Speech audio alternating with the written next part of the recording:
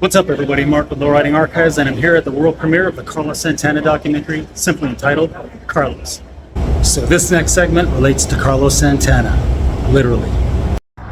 Hey, Lowrider family, Mark Aragon with Lowriding Archives, and let's jump into the Wayback Machine. Subject, Carlos Santana's son, Salvador. He had just come out with an album called the SSB, as in the Salvador Santana Band. It's a really good conversation. We did this over at the Temple Bar in Santa Monica, so hope you enjoy. And guess what? Cyberspace is scraping on Lowriding Archives, where we're keeping tradition alive. Enjoy the segment. Hit that subscribe switch.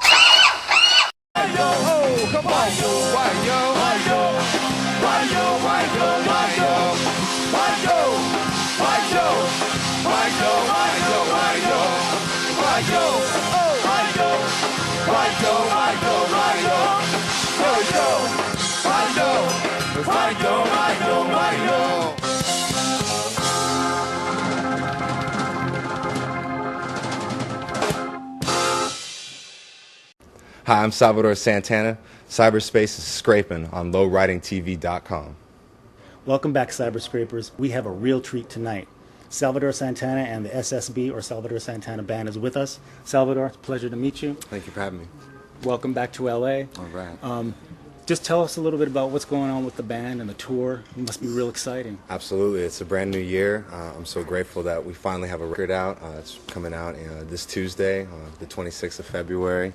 And it's a party from beginning to end, nothing but a good vibe. We take a little bit from these different genres of music from all different parts of the world and combine it to create this eclectic, unique sound. And about the tour, it's based off this record, SSB, and we try and capture what we did in the studio. We just take that live on the stage and hope that the people feel like what's on the CD feels in the audience, you know what I'm saying? Yeah. With regard to the song El Macaulay, it's got this dance hall beat, and you've got this tender moment of acoustic guitar in the middle with your raps infused. It's really a great way to start your album with the first track. Thank you.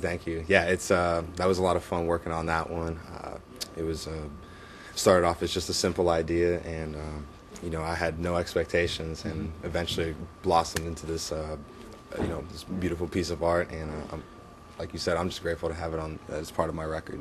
So. Yeah, it's a wonderful track. Thank you. How did you actually get to meet some of your coterie of wonderful musicians? They are just slamming, I'm telling you. Yeah. First of all, I start off by saying I think everything happens for a reason. The universe, has its way of connecting, certain people, and at certain times. I just feel really blessed that I was able to get connected to these wonderful and unique musicians.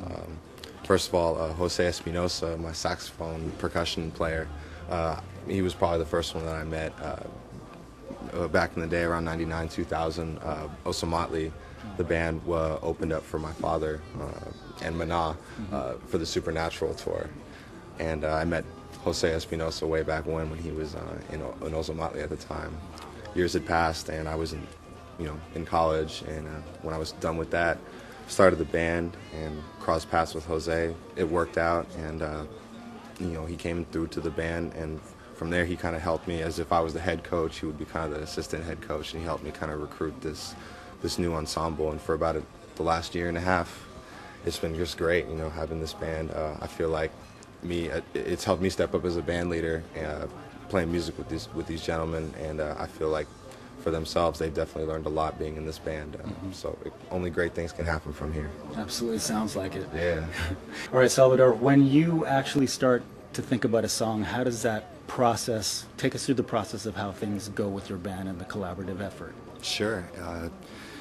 Usually a song is created, it starts with, for me, either one sentence, like a lyric, will come into my head, and I'll just kind of roll with that, see how far that goes. But on most occasions, it starts with just a simple melody or a simple rhythm, a drum pattern, a bass line, and from there you just kind of it's almost as if like the rest of the parts fall out of the sky, kind of like rain, and you just kind of have to be on point to grab a bucket and catch all the ideas. You kind of have to be in the studio, otherwise, if you have a not so good memory like myself, the ideas are just going to slip away. So for me, I have to just be in the studio and be on point and stay in that creative mindset,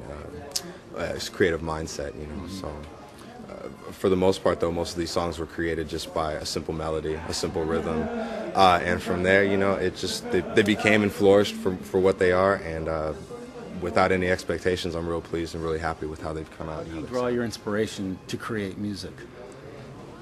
Basically, most inspiration comes with an open mind and a strong will to stay patient with yourself and basically what's around your surroundings. And with all that said, the best ideas can usually happen when, again, the mind is open and the heart's open, and you're able to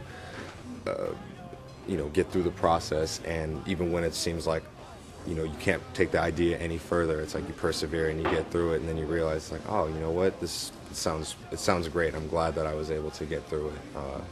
And the inspiration only helps. It can come from different things, whether it be physical, like watching a sunset, or whether it's mental, like something you just think of that makes you happy or sad or whatever. All right, Salvador, it's been more than a pleasure having you on where cyberspace is scraping, folks. And much congratulations on your album, your tour, the whole deal. Man. Respect. Thank you for having me. All right. Appreciate it. Absolutely. Well, we'd like to thank Salvador Santana for stopping by and talking with us over on. We'd like to thank the management at the Temple Bar here in Santa Monica, California.